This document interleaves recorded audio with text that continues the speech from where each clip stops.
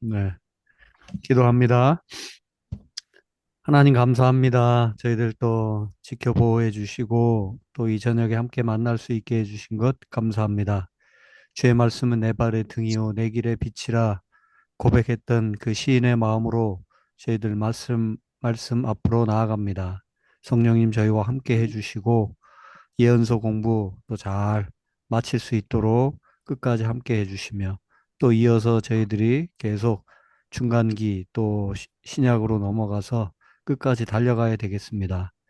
저희들에게 인내를 주시고 또 기쁨과 감사를 더욱 넘치게 해 주셔서 이 공부를 통해서 하나님 앞에 더 가까이 다가가는 우리 모두가 되게 해 주옵소서.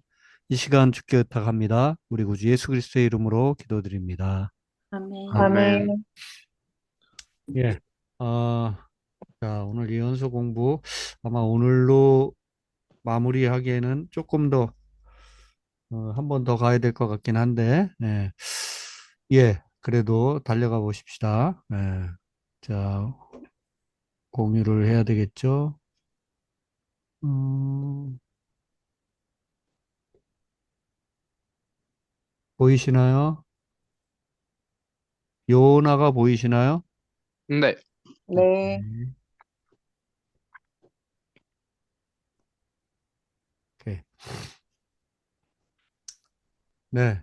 어, 오늘 이제 요나부터 이제 공부를 하는데, 오늘 먼저 볼 몇 분의 선지자 또 예언서는 어, 이스라엘이나 유다를 향한 예언이 아니라 바깥 세상, 바깥 다른 나라를 향한 예언을 했던 그런 예언자들을 좀 살피려고 하고 시기는 대체로 어, 예, 한번 우리가 9세기, 주전 9세기, 8세기, 7세기 뭐 이 정도 아마 걸쳐 있을 거라고 볼 수 있는데 자, 일단 요나서를 한번 볼까요?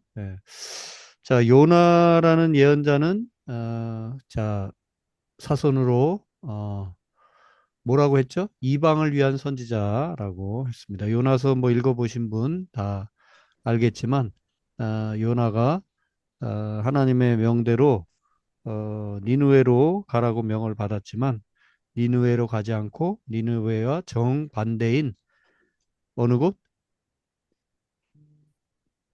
니느웨로 가지 않고 어디로 갔어요? 김혜경 집사님?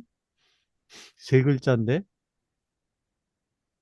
잊어버렸어요. 음, 다시스라는 곳으로 죄송해요. 갔어요. 예.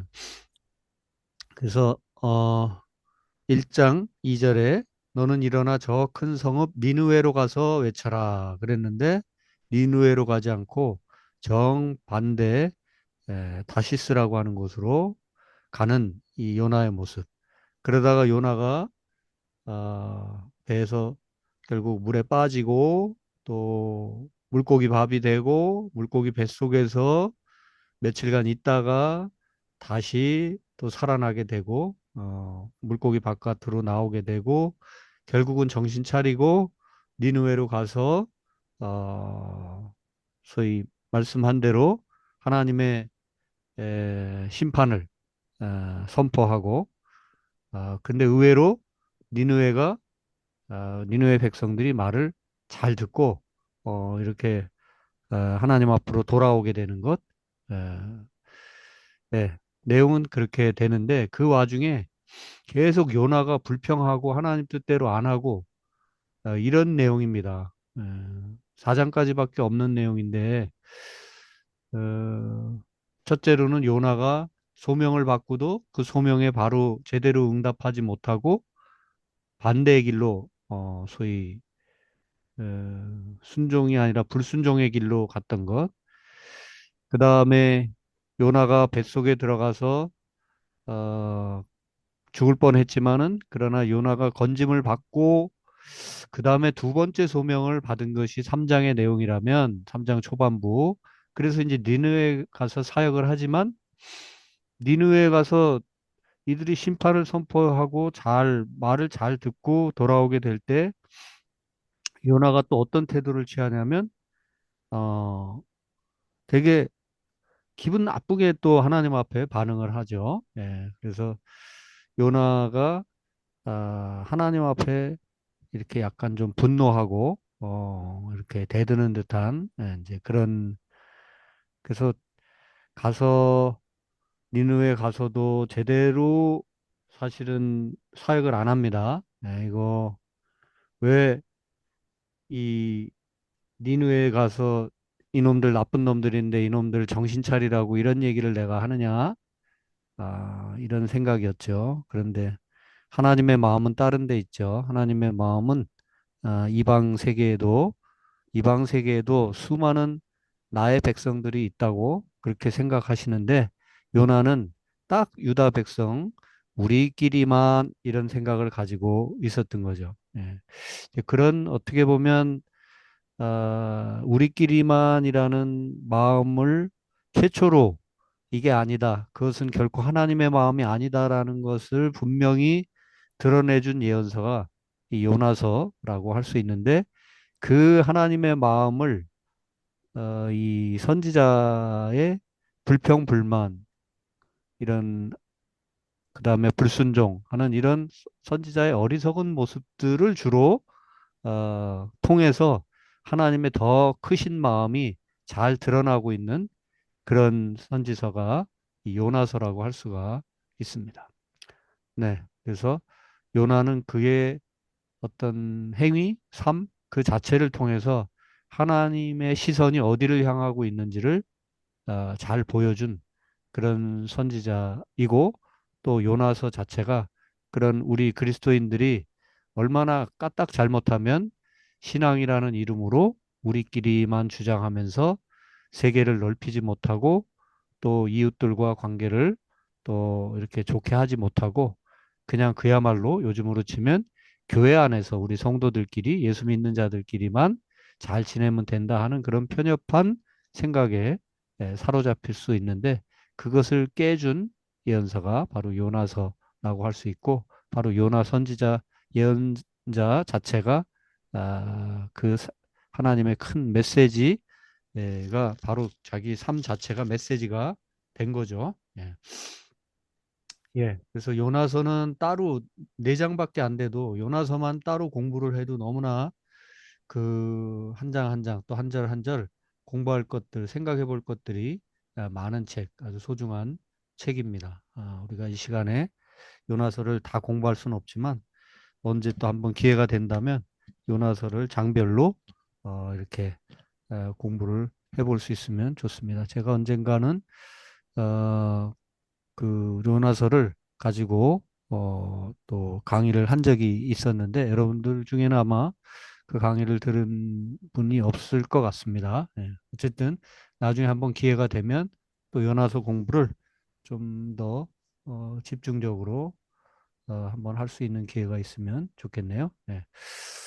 예. 그래서 어쨌든 사실 요나의 마음을 우리가 이해 못하는 바는 아니죠, 그죠? 왜냐하면 니느웨는 어디예요? 니느웨로 가라고 했는데, 예? 니느웨라고 하는 곳이 어디예요?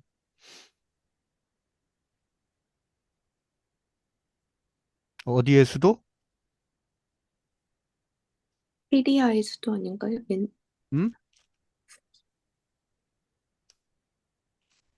어디의 수도? 왜 아무도 대답이 없어요? 아수르의 수도잖아, 아수르. 아시리아의 수도. 예. 그러니까 아시리아 이게 아주 철천지 왼수, 어? 같은 나라. 이제 결국은 BC 721년에 아수르에게 북이스라엘이 멸망을 하잖아요. 그러니까 쉽게 말하면 이 이스라엘 백성들에게는 이 아수르라는 나라는 가서 뭐 정신 차려라, 뭐 잘 살아라 이런 얘기를 해주는 것 자체가 정말 하고 싶지 않은 그런 대상이잖아요. 그런데 그 아수르 중에서도 수도 그 한복판에 가서 너희들이 이렇게 이렇게 살아야 됩니다라고 그들을 정신 차리게끔 해주는 그런 예언 나는 못하겠다 뭐 이런 마음을 이제 먹었던 거죠. 가서 나중에 정신 차리고 가서 하면서도 대충 했어요. 요나는. 그런데 하나님은 그 사역자는 대충 했어도 거기서 큰 회개 운동이 일어나고 정신 차리는 사람들이 일어나니까 또 그것도 기분 나쁘잖아요. 저들이 뭘 그렇게 잘했다고 그러는데 하나님의 마음은 그게 아니었다. 여기 내 백성들이 많다고 하는 거. 4장 10절에서 11절. 예, 그거 한번 누가 읽어보실래요? 밑에 요절의 두 번째 구절. 예. 김미정 사모님 들어오셨네요. 읽어보세요. 여호와께서 이르시되 내가 수고도 아니하였고 재배도 아니하였고 하룻밤에 났다가 하룻밤에 말라버린 이 박넝쿨을 아꼈거든. 하물며 이 큰 성읍 니느웨에는 좌우를 분변하지 못하는 자가 12만여 명이요 가축도 많이 있나니 내가 어찌 아끼지 아니하겠느냐 하시니라. 네, 음, 예, 하나님의 이 마음. 아, 이전까지는 이런 태도를 가진 예언자 혹은 이런 글들이 잘 없었죠. 그래서 하나님의 세계, 하나님의 마음이 얼마나 더 큰 곳까지 있는가 하는 것을 잘 보여준 책이 이 요나서라고 할 수 있습니다. 그래서 이방 선교를 향한 책, 예언서지만 어떻게 보면 선교를 향한 책이다. 이렇게 볼 수 있습니다. 이 요나서. 예. 자, 그 다음에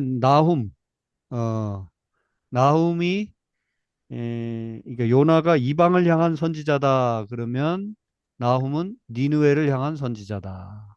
좀 더 구체적으로. 왜냐하면 나훔은 그러니까 요나는 니느웨로 가서 복음을 전하라 그랬더니 도망갔던 사람이잖아요. 그러다 마지못해 갔던 모양새인데 나훔은 순종해서 그야말로 원수의 땅에 가가지고 착실하게 하나님의 말씀을 전했던 그런 선지자. 그래서 니느웨를 향한 선지자 하면 나훔이고 그 다음에 이방 세계를 향한 선지자 뭐 이렇게 별명을 한번 붙여보는 볼 수 있다면 그것은 요나이고 그렇게 한번 제가 구분을 해봤습니다. 네.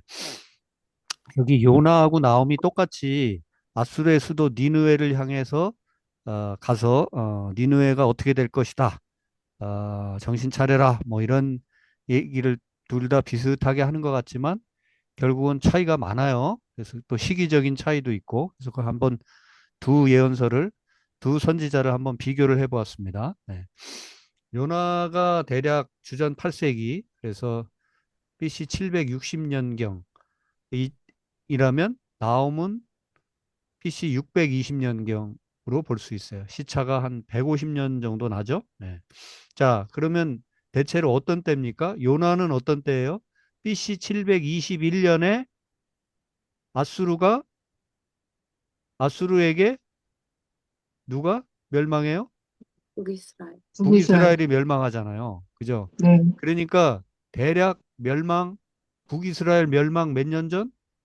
대략 한 40여 년 30분. 전. 그죠? 그래서 이제 북이스라엘 멸망을 향해 가고 있는 시점. 그러니까 아수르가 엄청나게 괴롭히면서 이 중근동 지역을 장악해 들어오는 그래서 그 와중에 이제 이스라엘도 매우 힘겨운 그런 시간을 보내고 있는 그런 때 요나가 예언을 하고 있는 거예요. 네. 그런데 그, 그 나쁜 놈들, 뭐 쉽게 말하면 일본이 우리 잡아먹으려고 오는데 일본 가서 일본 너희들 그렇게 살면 안 돼. 잘 살고 이렇게 회개하고 돌아와서 더 좋은 나라 돼야지 하면서 얼레고 달래라. 그런 거 요나하기 싫었다. 그런 얘기예요. 예. 자, 시대 배경이 그렇게 되고 나오면 620년경, 기원전 620년경이니까 언제예요? 멸망 약 100년 후? 자, 그렇게 에, 북이스라엘을 멸망시키고 중근동을 완전히 다 손아귀에 놓고 절대 강자로 군림하던 그 아시리아가 결국은 최종적으로 멸망을 하는 때가 언제냐면 BC 612년에 니느웨가 함락이 됩니다. 신흥 강국 누구에게? 바벨론. 바벨론에게. 자, 이제는 그거 들어오죠. 아수르, 바벨론, 페르시아 이렇게 갑니다. 예. 그래서 아수르가 세상을 다 집어삼킬 것처럼 그렇게 했지만 결국 아수르가 612년경에 그 신흥 강국 바벨론에게 그 수도 아수 네.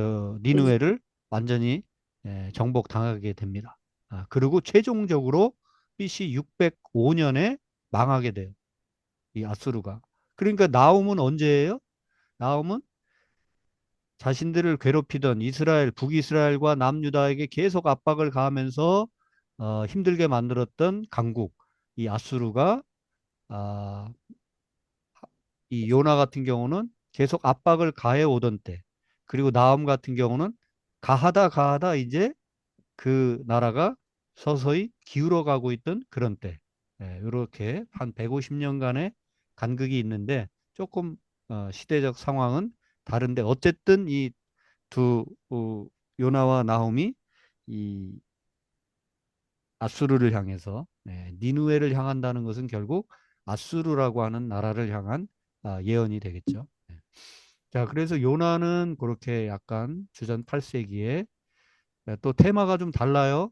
하나님이 은혜를 베푸셔서 아수르를 정신 차리게 하겠다. 정신 차리게 해서 거기 많은 내 백성이 그래도 그 땅에도 있다. 이게 이제 주제였다면 이 나움을 향해서 선포된 예언의 말씀은 하나님의 심판을 피할 길이 없다.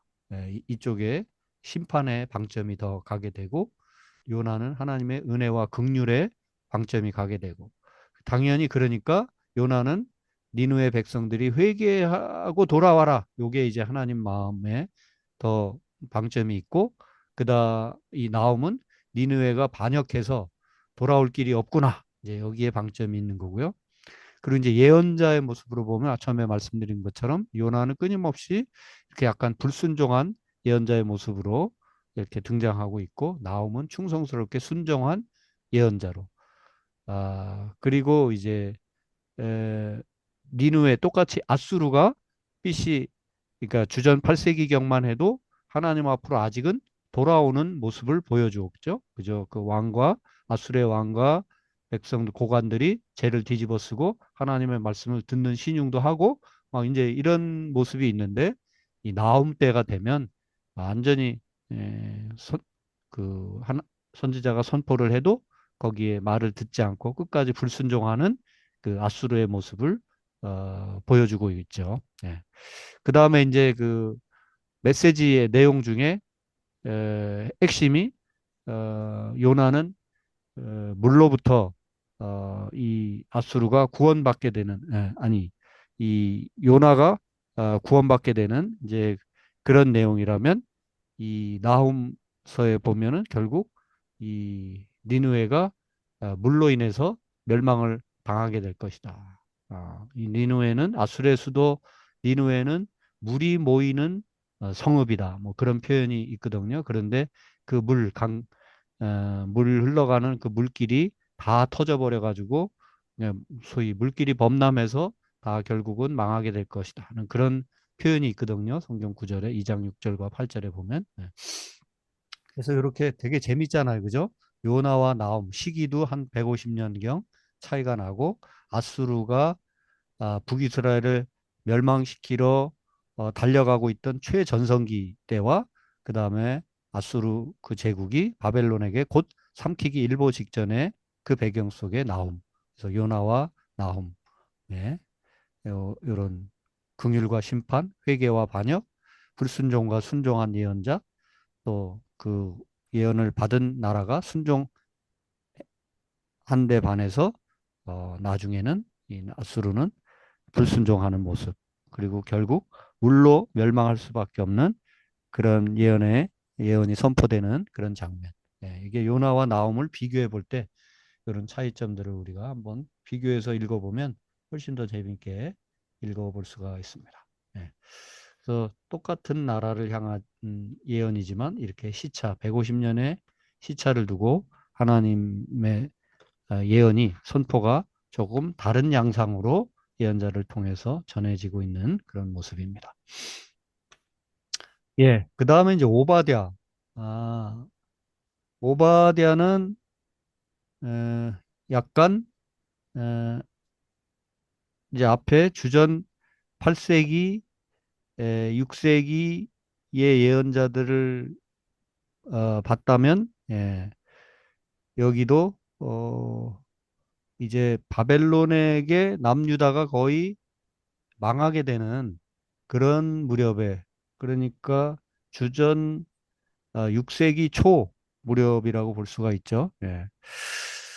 예, 그래서 주전 8세기, 7세기, 그 다음에 6세기까지 이렇게 요나, 나훔, 오바댜 이렇게 한번 시기적으로는 그 순서대로 한번 분류를 해볼 수가 있고 그 다음에 이제 예언의 방향을 향해서는 오바댜는 에돔이라는 나라를 향해서 외친 그래서 에돔에 외친 선지자다. 예, 오바댜 하면 아 에돔. 자, 에돔은 어떤 나라죠? 에돔은 역사가 이스라엘 역사와 거의 궤를 같이 한 언제 이후로 갈라진 나라냐면 에서와 야곱 이야기서부터 시작이 됩니다. 예. 그래서 에서와 야곱의 이야기는 알죠? 예, 쌍둥이인데 아주 뭐 그냥 간발의 차이로 누가 형이에요? 에서. 지음아 에서와 야곱 누가 형이야? 음, 확률은 50%인데 에서와 어, 에서가 어 에서가 동생이야? 형이에요. 형이야? 아, 그이 형과 아우 야곱과 사이에 무슨 일이 있었지? 제가 답해요. 어. 그 에서가 그 동생, 하나님이 동생의 재물만 받아서 질투나가지고 죽였어요. 음? 이거 아닌가? 이거 다른 건데? 그래, 아주 아, 좋아, 좋아. 어. 그 창세기 4장에 나오는 얘기고 그 얘기는 네.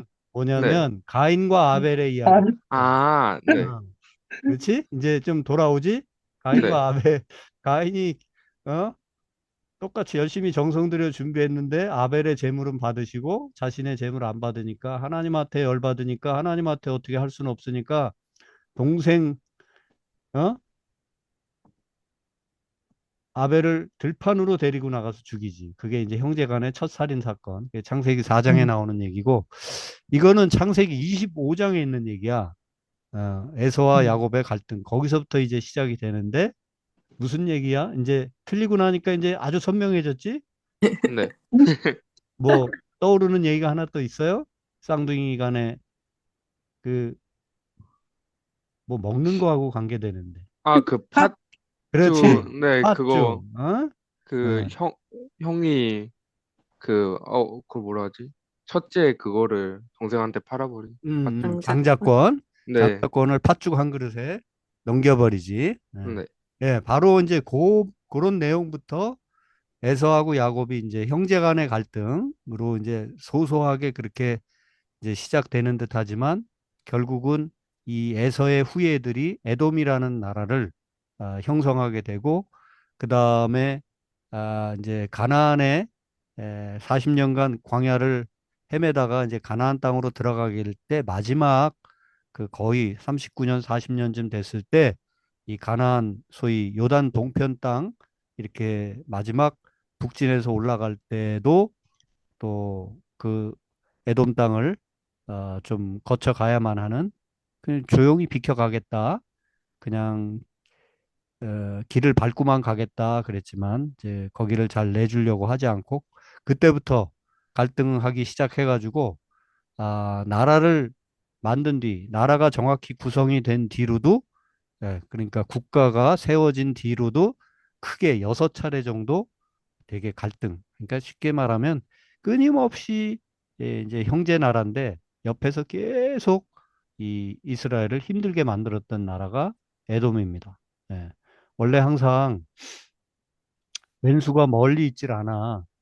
예? 그죠? 왼수는 늘 가까이 있어. 예.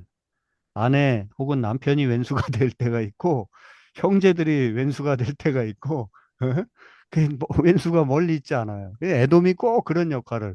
그래서 주로 보면은 에돔이 이제 독립적으로 이 이스라엘을 괴롭힌 경우도 있지만 많은 경우는 다른 나라들이 쳐들어올 때 같이 거기서 붙어가지고 이렇게 연합군으로 쳐들어오는 경우가 많았고 그 다음에 이제 독립적으로 자기들이 쳐들어올 때도 있었고 이제 여기 이걸 다 지금 제가 얘기할 수는 없고 어쨌든 다윗 때도 르호밤 여호람 때 또 뭐 바벨론 왕 느부갓네살이 몇 차례 걸쳐서 침략했을 때 이럴 때마다 그 이스라엘을 침략해오는 나라 편에 서가지고 같이 이렇게 이스라엘을 괴롭혔던 그런 그리고 아하스 왕 때에는 에돔이 직접 침략하기도 했어요. 그러니까 이렇게 계속 괴롭혔는데 마지막에 바벨론에게 3차, 1, 2, 3차 포로로 끌려가고 이렇게 하는 그 와중에도 에돔은 또 옆에서 계속 쉽게 말하면 아유 저놈들 꼬숩다.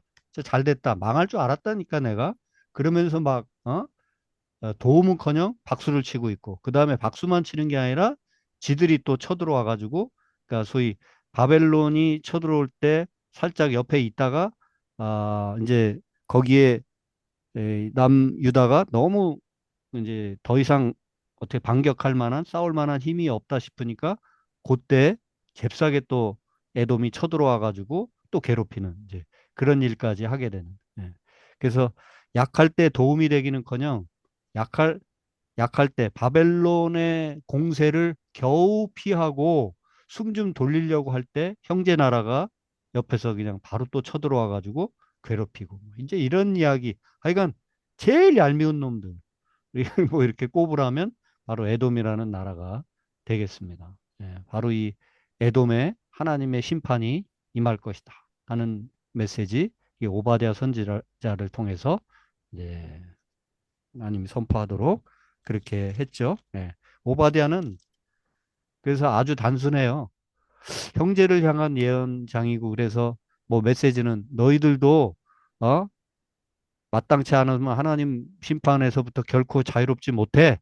뭐 그 얘기 한마디인데 그래서 그런지 장수가 오바댜 예언서 몇 장일까요? 일단. 한 장이요. 네, 일단. 딱 한 장입니다. 네, 외우기 쉽죠? 네, 두 장도 아니에요. 한 장입니다. 네. 예, 그렇게 오바댜서를 정리해 볼 수 있어요. 1장 10절을 요절로 생각할 수 있겠죠?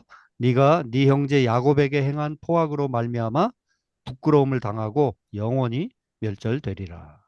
예, 심판의 메시지. 예, 예, 우리가 원수 사랑하는 것도 뭐 택도 없는 말도 안 되는 멀리 있는 사람, 그다음엔 나를 괴롭히는 막연한 상대를 이렇게 포용하는 것도 중요하지만 가까운 왼수, 남편이든 아내든 형제든 그들과 왼수되지 않도록 그들이 어렵고 힘들 때 도움이 되기는커녕 함께 저주를 퍼붓고 함께 어려움에 박수를 친다든지 이렇게 하는 거 하나님이 결코 좋아하시지 않는다는 거 짧은 한 장이지만 오바댜서를 통해서 우리가 또 하나님의 마음을 알 수가 있습니다. 자, 그래서 오바댜서까지 이렇게 읽다 보면 하나님은 형제가 그래도 형제 족보를 따지고 올라가면 형제 사이인데 결국은 형제를 또 좀 괴롭혔다 해가지고 에돔은 끝까지 죽일 놈 심판 너희들은 멸망할 거야. 이제 어쨌든 오바댜서 메시지는 그거잖아요. 너희들이 형제 야곱을 괴롭혔기 때문에 결국은 그 어, 그 악행으로 말미암아 멸망할 것이다.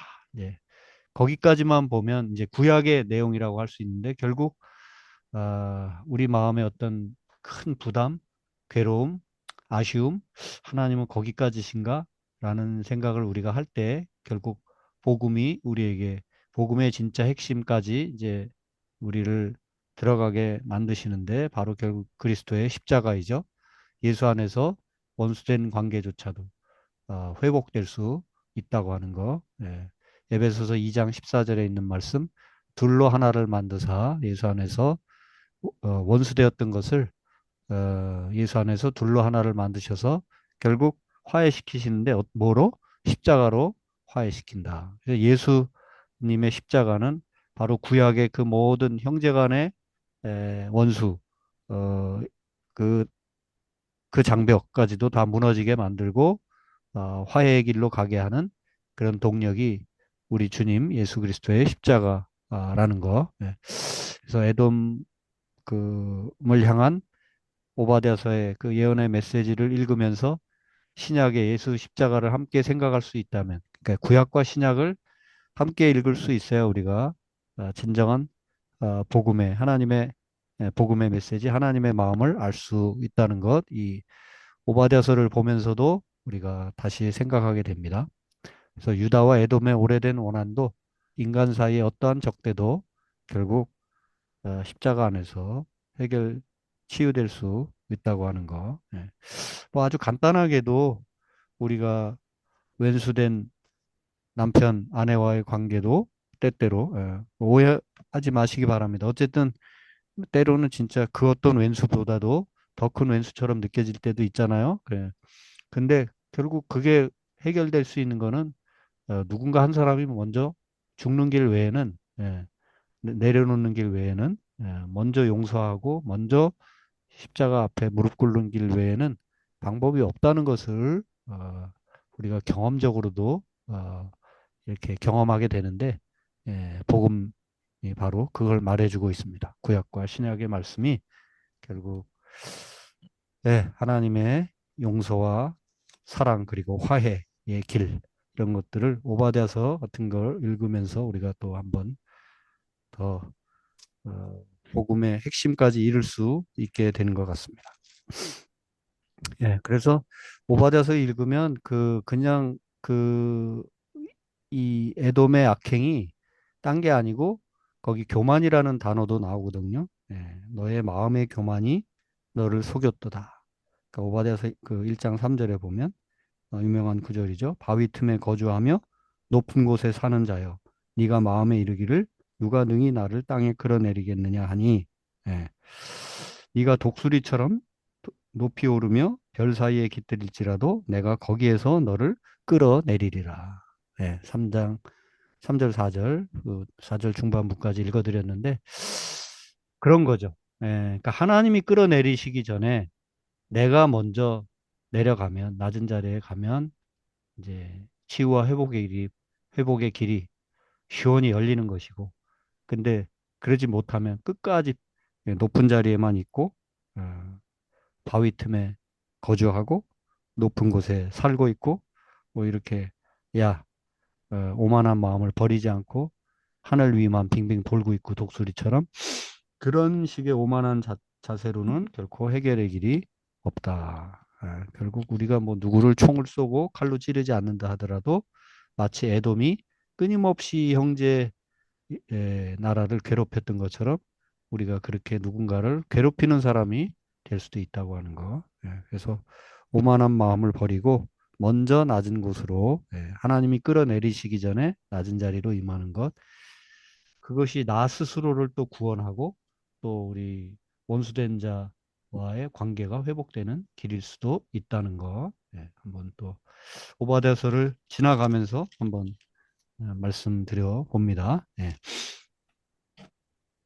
자, 그러면 이제 어, 이 주전 7세기, 6세기, 주전 8세기, 7세기, 6세기까지. 그래서 6세기 초반, 그러니까 쉽게 말하면 5자로 들어간 587년에 남유다가 망하잖아요. 남유다가 망하는 그 과정에 바벨론에게 망하는 과정에 옆에서 계속 여전히 어, 형제 나라를 괴롭혔던 에돔. 결국 에돔도 망하죠. 에돔이 뭐 바벨론이 에돔만 이쁘라 그러고 놔두겠어요. 에돔도 결국은 이제 다 그 소나기에서 못 벗어나게 되는데 하나님의 예언의 말씀이 이 에돔을 향해서도 있다고 하는 거 거기까지 봤고요. 그렇게 해서 이제 남유다가 BC 587년에 최종적으로 멸망을 하게 되는데 587년까지 가기 전에 이제 그때가 최종 멸망하고 3차 포로로 끌려가는 해이고 2차, 1차 포로가 이미 있었죠. BC 605년에 1차 포로로 누가 먼저 끌려가냐면 다니엘과 귀족 관료들이 그때 끌려갑니다. BC 605년이고요. 그다음에 BC 597년경인가요? 그 무렵에 또 2차 포로로 끌려가는데 그 2차 포로로 끌려간 사람이 그 중에 한 사람이 에스겔입니다. 예. 그래서 에스겔과 다니엘을 한번 이렇게 생각해 보시면 근데 이제 지난번에 우리 김혜경 집사님이 질문했던가 제가 대체로 이렇게 시간의 흐름에 따라서 이렇게 예언서가 이렇게 배치가 지금 돼 있다고 했는데 조금 다른 거는 이제 지금 성경에 우리 다시 포로로 끌려간 뒤에 예언자들을 이제 보는 겁니다. 에스겔 뭐 다니엘 이렇게 볼 텐데 자 에스겔서가 더 먼저 있잖아요. 그죠? 에스겔 다음에 다니엘이 있잖아요. 네, 그래서 포로로 끌려간 건 다니엘이 먼저지만 에스겔서가 먼저 이렇게 배치돼 있고 다니엘서가 그 뒤에 따라서 배치돼 있는데 포로 먼저 끌려간 순서대로의 내용이 아니라 예언서의 어떤 시간 배경이 에스겔서는 포로기로 끌려가서 그 포로에서 돌아오는 데까지의 결국 포로에서 돌아올 것이다. 여기까지의 내용이 주로 에스겔서 내용이라면 다니엘서는 포로기가 끝난 그 500, 한 30 몇 년 경에 끝나잖아요. 그리고 이제 605년부터 따지면 이제 70여 년 뒤에 돌아오게 되는 예레미야 예언대로 그렇게 돌아오게 되는데 다니엘서의 내용에는 그 주전 그 뭡니까? 주전 5세기, 4세기, 심지어 뭐 3세기? 뭐 그러니까 주전 400년, 300년, 200년에 해당하는 헬라 시대 이야기도 다니엘서에는 나온단 말이에요. 네. 그래서 다니엘서는 훨씬 더 어떻게 보면 그 다루고 있는 시기가 훨씬 더 저 뒤에까지 갑니다. 예, 더 나중 시기까지. 그렇게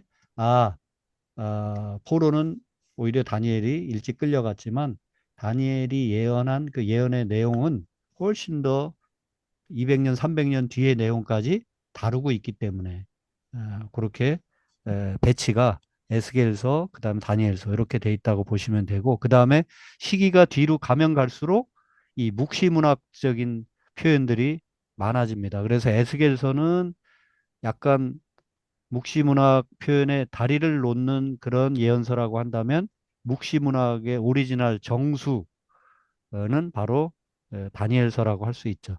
에스겔서도 보면 뭐 환상이라든지 각종 비유라든지 이런 거 되게 많이 등장하죠. 예. 그 결국 요한계시록에 많은 그 비유와 환상 이런 그림 같은 내용들이 이 에스겔에 또 에스겔이 그 영향을 줘서 요한계시록까지 영향을 줬다고 볼 수 있고요.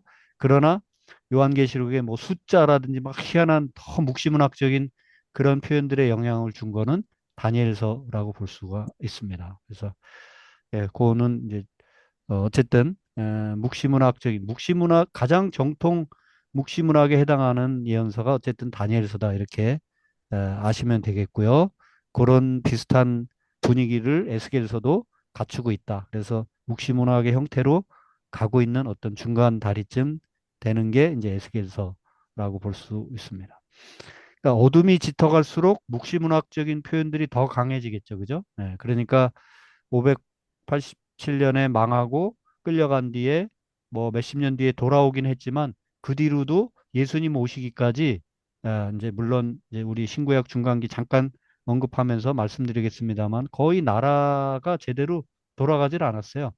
잠시 BC 100 몇십 년경쯤 오면은 이제 뭐 하스몬 왕가 해가지고 이제 마카비 형제들의 그 어떤 혁명과 개혁을 통해서 나라가 조금 이제 좀 다시 이렇게 존재하게 되는 이제 그런 모양새를 갖추게 되지만 사실은 이 바벨론 포로기에서 끌려온 뒤로 성전 재건하고 뭐 좀 이렇게 하는 것 같았지만 느헤미야까지 400년대 BC 444년 느헤미야가 총독으로 돼서 돌아오는 그 무렵까지 뭔가 오케이 좀 돌아가는 것 같다 하지만은 그 뒤부터 예수님 오시기까지 한 4, 500년경 한 400여 년 동안 그냥 암흑기라고 보면 되죠. 예, 그냥 성경이 없잖아요. 그죠? 뭐 기록도 없고 뭐 이제 그런 그 가장 어두운 시대, 그 나라의 형태조차도 제대로 갖추지 못하고 이제 그렇게 살아야만 했던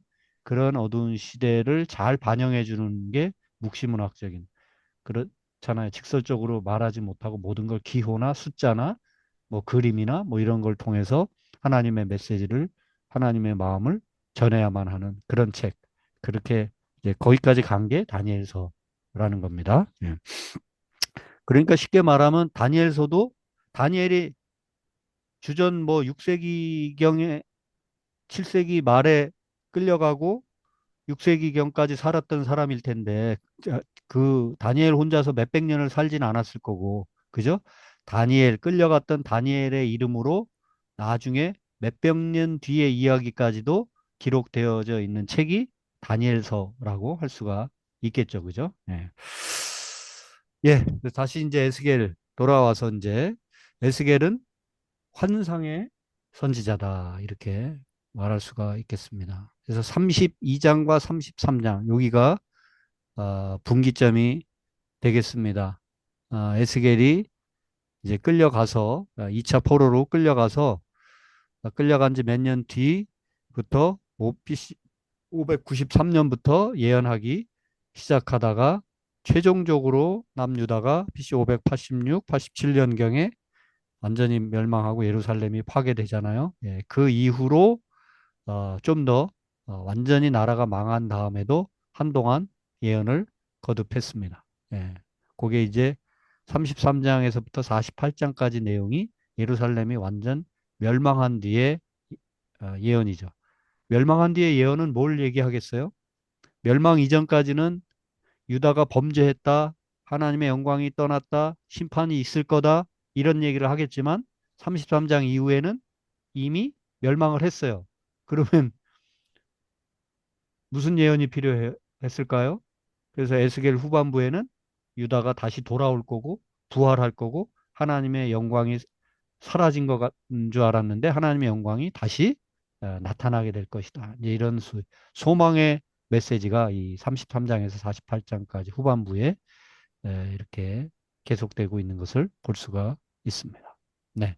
어쨌든 에스겔은 이렇게 환상으로 많은 것을 보고 거기서 하나님의 마음을 읽고 예언했던. 그래서 에스겔이 봤던 환상 중에는 이제 본인이 소명받는 장면 1장에서 3장까지의 내용은 이제 그룹의 환상을 통해서 그 앞에 무릎을 꿇고 하나님의 음성에 순종하게 되는 이제 그런 내용들. 그 다음에 이제 8장에서 11장까지는 불경건한 모습과 하나님의 영광이 떠나는 모습, 그리고 가장 대표적으로 불에 탄 포도나무 환상 15장에 이제 또 보여지고 있고요. 이제 37장에 아주 유명한 에스겔의 본 여러 환상 중에서도 마른 뼈의 환상이죠. 네. 마른 뼈가 어떻게 막 타닥타닥 알아서 지가 붙고 그 뼈가 붙고 거기에 살이 갖다 붙게 되는 그런 환상을 보게 되잖아요. 뭡니까? 유다가 포로로 끌려갔지만 나라가 다 망했지만 결국은 하나님이 이 마른 뼈를 다시 붙이시고 거기 살을 붙이시는 것처럼 우리 나라가 다시 살아나게 될 것이다. 그 유다의 부활과 또 하나님의 영광의 회복 이런 것을 노래하고 있는 마른 뼈의 환상. 예. 에스겔서 읽어보신 분들 기억하죠? 네. 네. 자, 뭐, 한 권 한 권 다 얘기하자면, 우리가 참 할 얘기가 많습니다만은. 자, 몇 가지만 볼까요? 에스겔이 보았던 환상이나 비유. 예, 특히 이 비유, 17장에는, 독수리와 포도나무의 비유가 등장합니다. 그래서, 17장에 보면은, 연한 가지를, 말씀하고 있죠. 예. 비유를 말씀하시고, 그 뭡니까? 그 3절, 4절, 그 여기 어떤 비유인지 딱 이 구절을 읽어드리면 금방 아실 것 같아서 읽어드립니다. 예.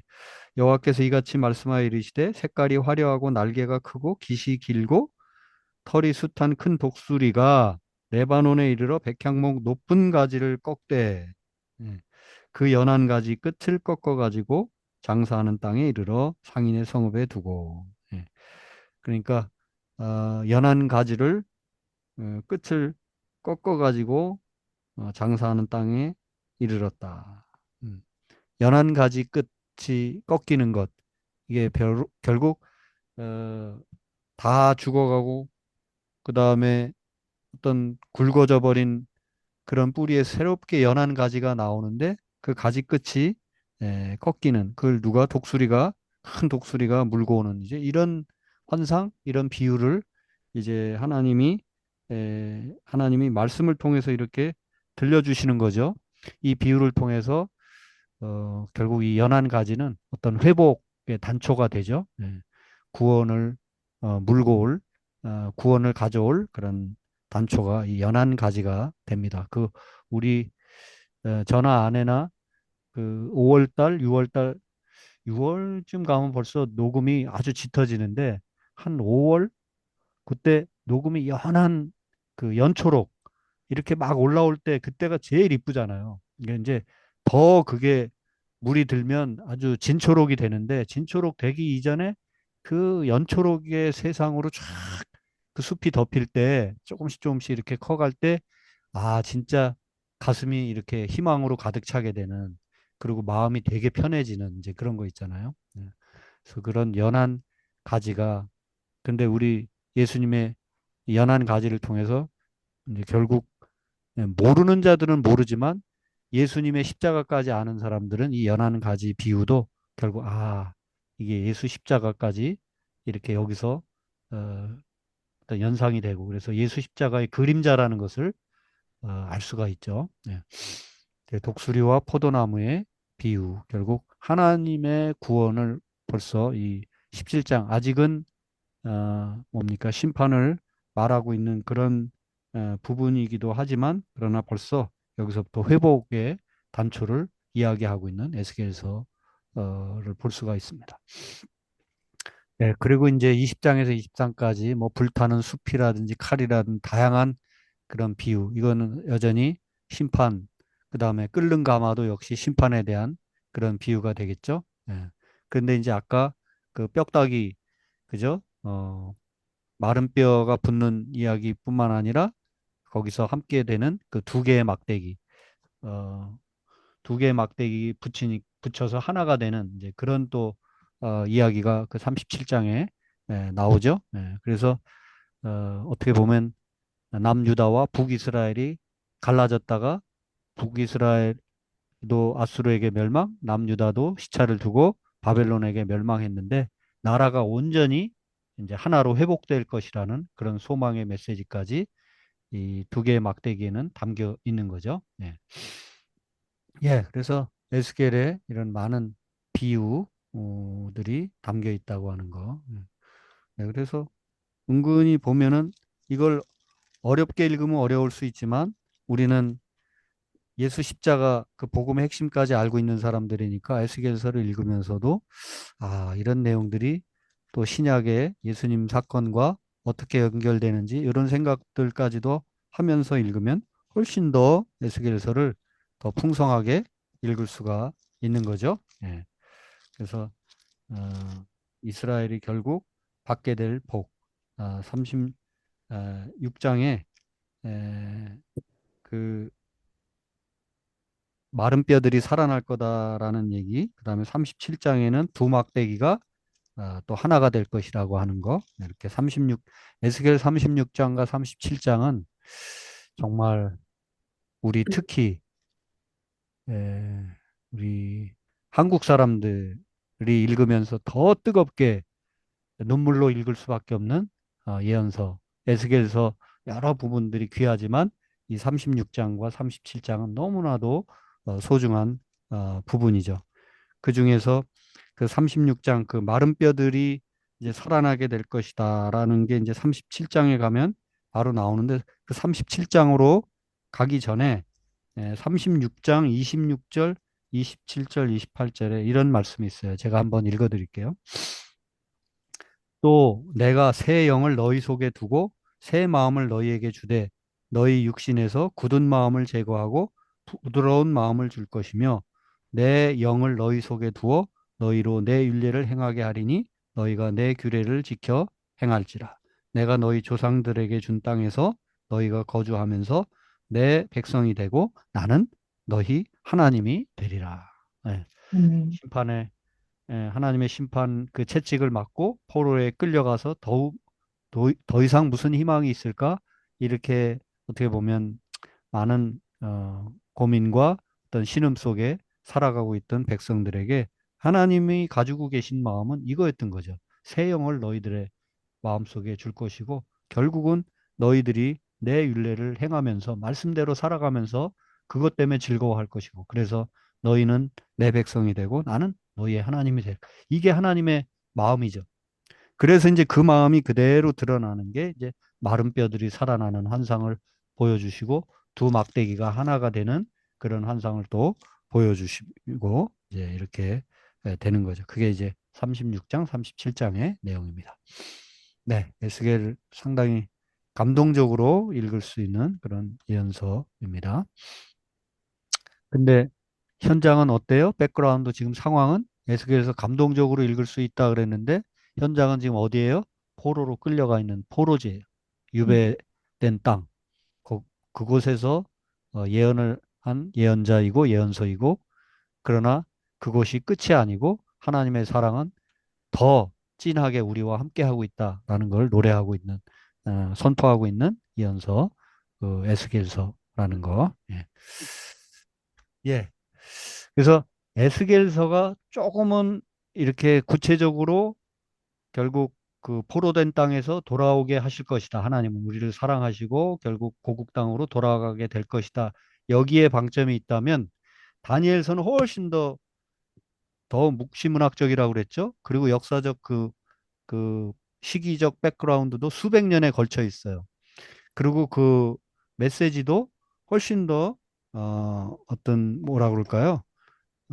전 우주적인 그래서 그냥 단지 포로지에서 돌아오는 그 100년, 200년 역사에 해당하는 그런 하나님이 아니라 온 인류, 온 세상 만물의 역사를 책임지고 또 최후 종말과 심판까지도 다스리시는 이런 큰 어떤 역사의 큰 물줄기를 끌고 가시는 하나님. 이거를 계속 말하고 있는 게 다니엘서입니다. 예. 그래서 다니엘은 꿈 해석의 선지자다. 이렇게 한번 저 별명을 붙여보면 어떨까 싶습니다. 에스겔은 어떤 선지자요? 환상의 선지자. 예, 비슷한데 환상을 보고 거기서 하나님의 뜻을 이렇게 보았고 또 다니엘은 꿈을 본인이 해석받기도 하고 해석해 주기도 하고 그래서 꿈을 꾸고 꿈과 관련돼서 이야기를 풀어나가는 그런 대목들이 많이 나옵니다. 네, 훨씬 더 묵시문학적인 것을 볼 수가 있고 예. 예, 그래서 꿈 해석의 선지자 예. 그리고 다니엘서는 또 다른 어떤 별칭을 이 책 이름을 붙여주자면 헌신의 책이다. 예.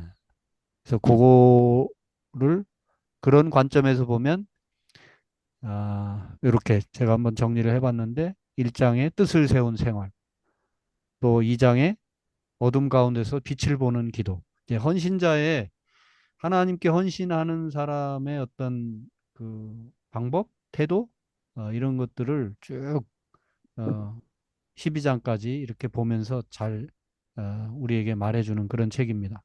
그리고 시련을 통한 승리, 또 봉사의 보상에 대한 태도, 또 하나님 안에서의 기도와 믿음, 죄의 고백을 어떤 식으로 하고 있는지, 또 영혼을 구원의 길로 인도하는 그 지혜가 어디에 있는지, 지혜가 매우 소중하다는 거. 야, 그래서 요거 아무리 우리가 저기 해도 다니엘서의 내용을 좀 느끼려면 조금 이렇게 읽어보는 게 좋을 것 같아요. 자, 2장 14절에서 22절 한번 자, 한번 성경을 펴보세요. 다니엘서 2장 14절에서 22절. 좀 길죠? 네. 자, 2장 14절에서 22절. 한번, 자, 우리가 몇 명인가요? 한 절씩, 두 절씩 읽어볼까요? 한 사람이 두 절 읽고 두 절, 그렇게 한번 읽어봅시다. 지금 읽을 게 많아요. 여기 지금 다니엘서 부분 우리가 어떤 좀 느낌을 여러분들이 다 읽으셨거나 읽으셔야겠지만, 여기서 한번 같이 읽어봅시다. 제가 먼저 2장 14절, 15절 읽을게요. 자, 14절, 15절. 그때 왕의 근위대장 아리옥이 바벨론 지혜자들을 죽이러 나가매 다니엘이 명철하고 슬기로운 말로 왕의 근위대장 아리옥에게 물어 이르되 왕의 명령이 어찌 그리 급하냐 하니 아리옥이 그 일을 다니엘에게 알림해. 다니엘이 들어가서 왕께 구하기를 시간을 주시면 왕에게 그 해석을 알려드리이다 하니라. 이에 다니엘이 자기 집으로 돌아가서 그 친구 하나냐와 미사엘과 아사랴에게 그 일을 알리고 그 친구들의 하나님께 읽으세요.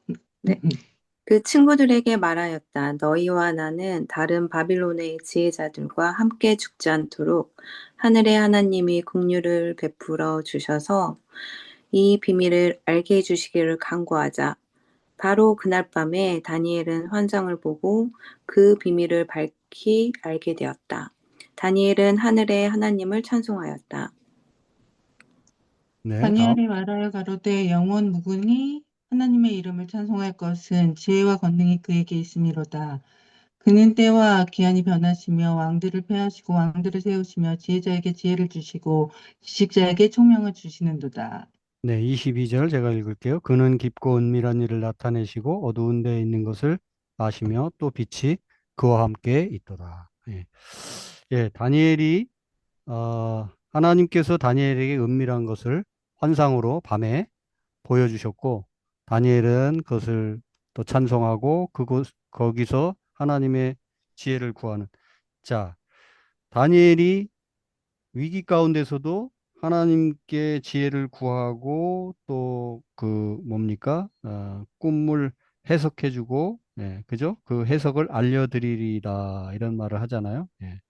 그래서 끌려갔지만 꿈을 해석할 수 있는 능력, 소위 하나님의 역사가 하나님의 마음이 어떻게 흐르고 하나님의 계획이 어떻게 흐르고 있는지를 그 알아낼 수 있는 사람들이 결국은 그 포로 현장에서도 그 위기를 돌파하고 살아낼 수 있었다는 거. 이 다니엘이 그걸 잘 보여주죠. 어둠 가운데서도 빛을 보는 그의 기도. 그래서 하나님께 헌신되어 있는 사람, 뜻을 세운 생활을 살아가고 어둠 가운데서도 빛을 보고 또 시련을 통해서도 승리하는 3장 17절에서 30절 또 봅시다. 시련 가운데서도 승리합니다. 3장 17절에서 30절 엄청 긴데 제가 17, 18절 하고 그 다음에 제가 다른 분 읽으라고 그러면 28절부터 30절까지 읽어보세요. 제가 17, 18절 읽을게요. 왕이여 우리가 섬기는 하나님이 계시다면 우리를 풀무불에 우리를 맹렬히 타는 풀무불 가운데서 능히 건져내시겠고 왕의 손에서도 건져내시리이다. 그렇게 하지 아니하실지라도 왕이여 우리가 왕의 신들을 섬기지도 아니하고 왕이 세우신 금신상에게 절하지도 아니할 줄을 아옵소서. 하나님이 건져주실 거다. 그러니까 우리는 하나님께만 순종할 거다. 설사 우리를 풀무불에서 건져주시지 않는다 하더라도 우리는 왕의 신들을 여기 지금 포로지로 끌려온 여기 신들을 그렇게 섬길 수 없다. 우리는 여호와 하나님만을 섬긴다. 이런 담대한 고백을 하고 있는 그런 모습이죠. 그리고 결국 이 세 친구들을 풀무불에 들어가게 됩니다. 풀무불에 던져지게 되고 이제 그런 내용이 쭉 이렇게 있는 거예요. 자, 그런데 결국 어떻게 됐어요? 28절에서 30절까지 누가 느부갓네살 홍혜정 왕이여 사모님. 사드락과 메삭과 아벳느고를 돌보신 하나님을 찬송하여라. 그는 천사를 보내어 그의 종들을 구하셨다. 이 종들은 저희 하나님을 의뢰하여 저희의 몸을 바치면서까지 왕의 명령을 거역하고 저희 하나님 말고는 다른 어떤 신도 섬기 다른 어떤 신도 절하여 섬기지 않았다. 음, 그러므로 내가 이제 조서를 내린다. 민족과 언어가 다른 뭇 백성은 사드락과 메삭과 아벳느고의 하나님을 두고서 경솔히 말하는 일이 없도록 하여라.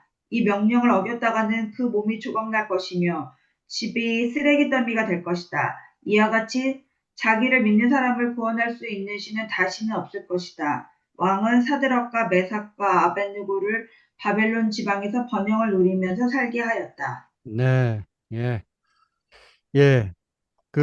뭐, 이제 그 중간의 내용은 이제 간단히 말씀드리면 풀무불에 넣었지만 결국 풀무불에서 살아나왔잖아요. 이제 이런 과정들을 통해서 결국 이 느부갓네살이 이 뭡니까? 다니엘의 세 친구들을 높이고 칙령까지 내려서 이 다니엘의 세 친구들이 섬기는 여호와 하나님만이 진짜 사람을 살리는 진짜 살아계신 신이니 그 이름을 함부로 욕되게 하는 놈들은 곤란하다. 이런 칙령까지 내리고. 예, 그래서 왕이 이 이 세 친구들을 바벨론 지방에서 더욱 높였다. 이렇게 끝내고 있죠. 예.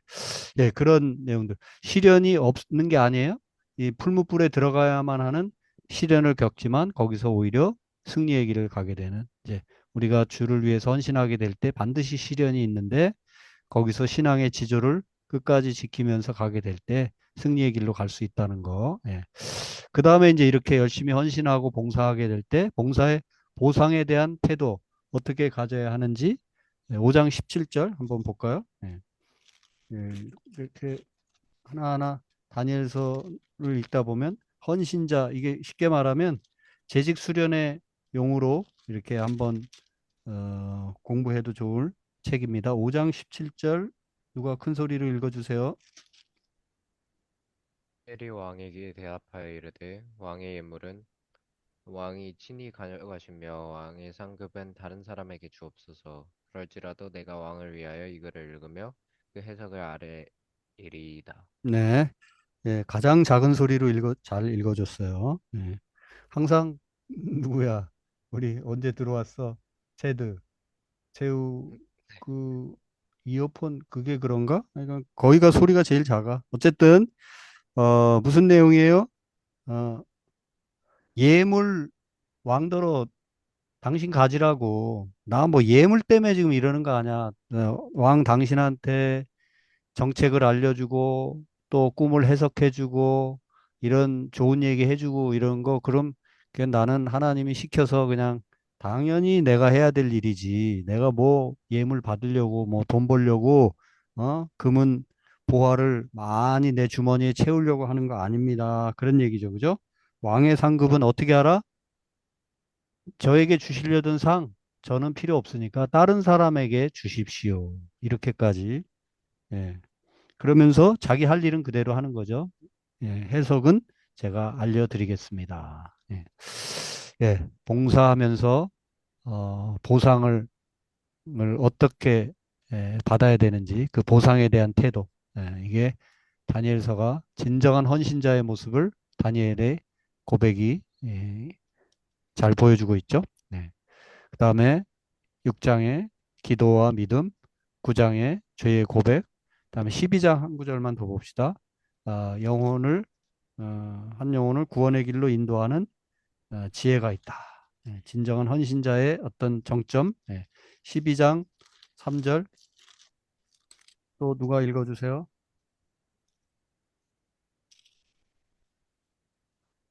제가 그러면 읽겠습니다. 지혜 있는 자는 네. 궁창의 빛과 같이 빛날 것이요 많은 사람을 옳은 대로 돌아오게 한 자는 별과 같이 영원토록 비추리라.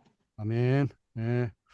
그 앞에 2절이 이렇게 있어요. 땅의 티끌 가운데서 자는 자 중에서 많은 사람이 깨어나 영생을 받는 자도 있겠고 수치를 당하여서 영원히 부끄러움을 당할 자도 있을 것인데 예? 그렇겠죠. 그죠? 그런데 진짜 지혜 있는 자는 뭐다? 예? 지혜 있는 자는 궁창의 빛과 같이 빛날 것인데 많은 사람을 옳은 대로 돌아오게 한 자는 별과 같이 영원토록 빛날 것이다. 이게 이제 최고의 지혜이고 또 하나님의 백성, 우리가 살아가는 그리스도인으로 하나님의 백성으로 살아가는 삶의 최고의 목적, 여기에 있지 않을까 싶네요.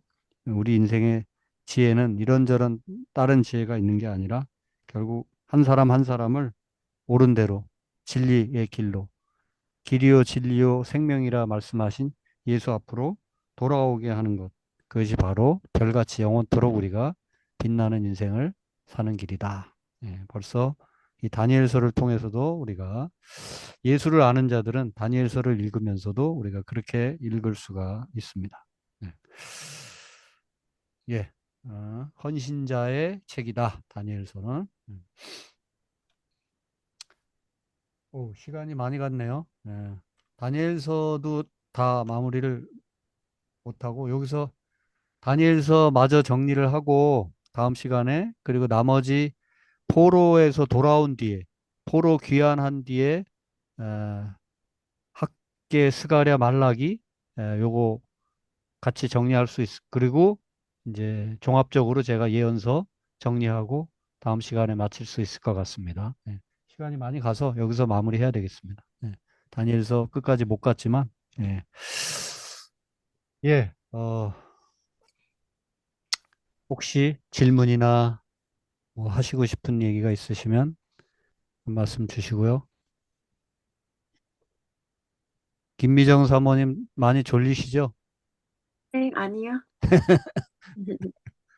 예, 음, 목사가 뭐 졸리냐고 물을 때 누가 졸립다고 말하겠어요? 그죠?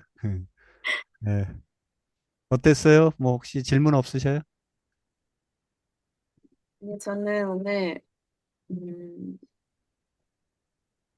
말씀이 다 좀 많이 위로가 됐어요. 이 음, 어려운 상황에서도 음, 희망을 붙잡는 메시지들과 그리고 또 다니엘이 시련 앞에서도 그렇게 그러니까 꼭 그렇게 그러니까 구원해 주실 거라는 것뿐만이 아니라 그렇게 하지 않으실지라도 네, 나는 하나님을 믿는다. 네.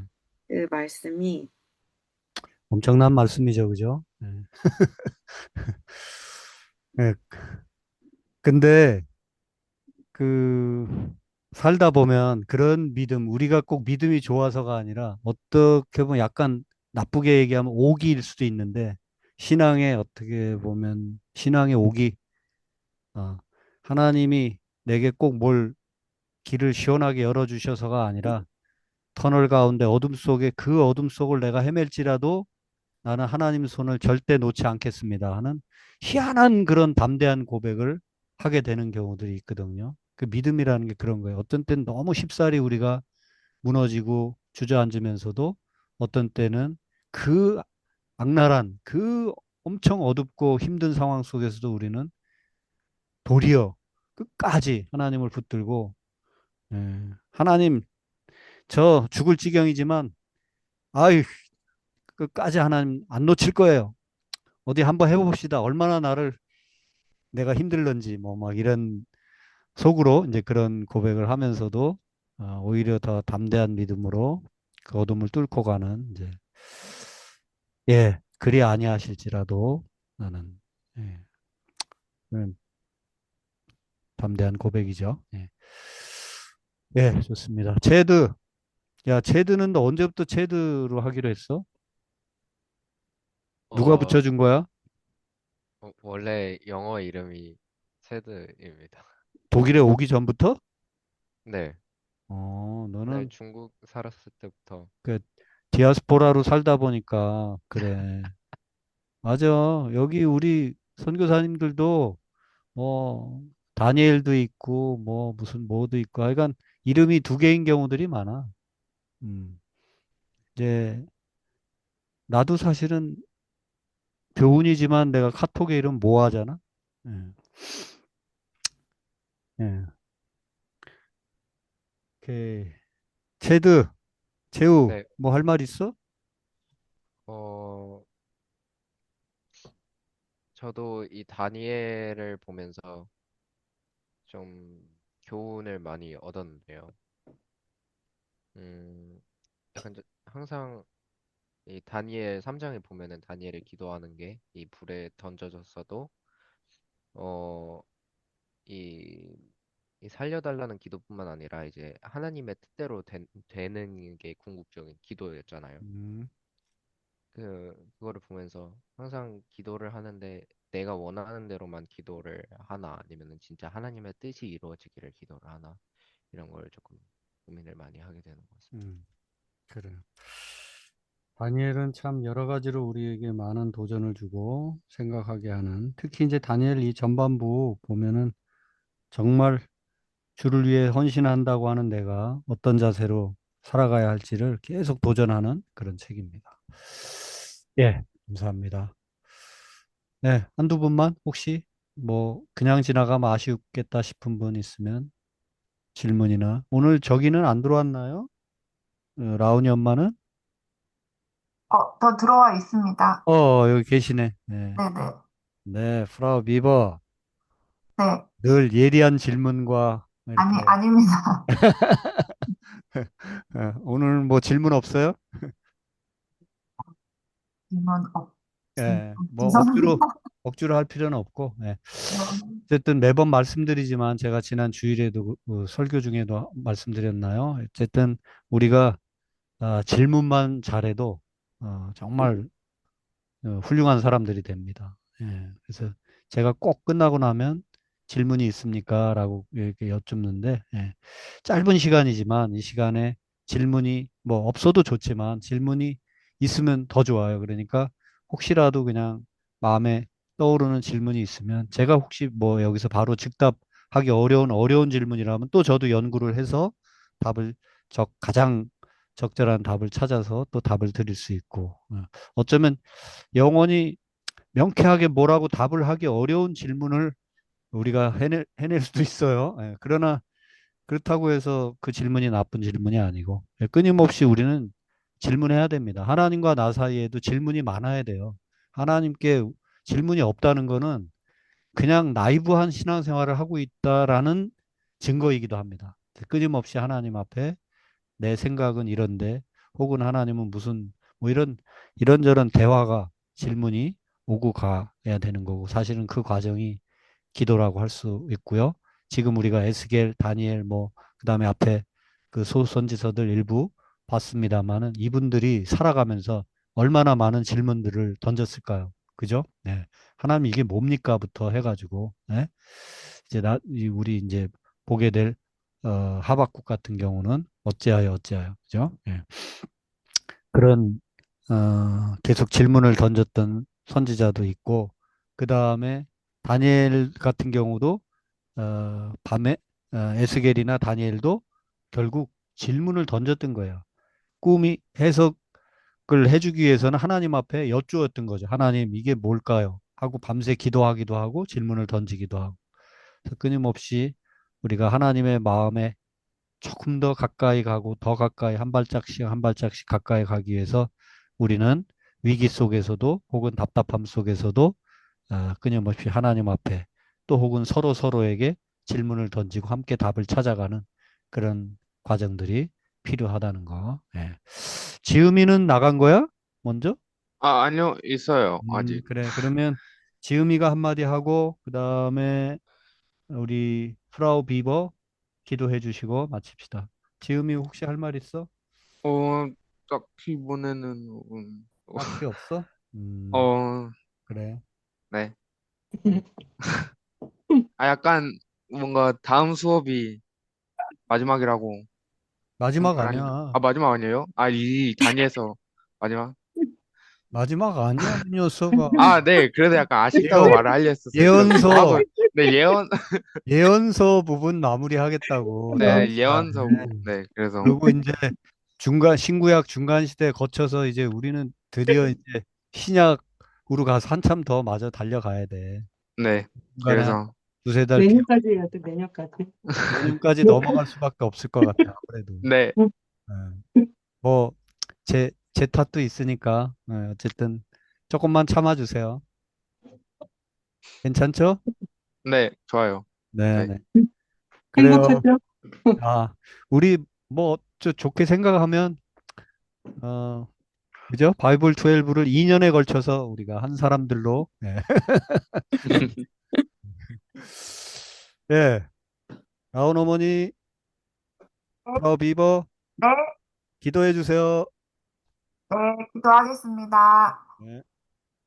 음, 사랑의 하나님 감사합니다. 오늘도 하루를 보내고 늦은 시간 이렇게 함께 모여서 하나님의 말씀을 듣고 또 함께 배우고 또 그것을 통해서 우리가 하나님의 뜻을 알고자 이 자리에 모이게 해주셔서 감사합니다.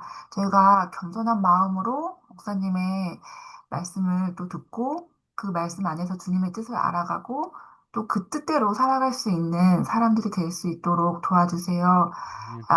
우리 또 각각의 크고 작은 문제들, 또 개인의 또 그런 문제들, 이런 모든 것들이 이 모임 안에서 하나님의 뜻을 알아가지고 또 하나님의 뜻 안에서 그런 문제들이 또 해결될 수 있도록 예. 하나님께서 도와주시기를 원합니다. 늦은 아멘. 시간까지 피곤한 몸으로 하나님 말씀 들었는데 이 시간이 헛되지 않도록 하나님께서 인도해 주시고 각각의 참여자에게 하나님의 사랑과 긍휼과 은혜를 베풀어 주세요. 아멘. 예수님의 이름으로 기도드렸습니다. 아멘. 아멘. 네. 네. 감사합니다. 감사합니다. 네. 굿된 나트 모두들. 네. 안녕히 주무세요.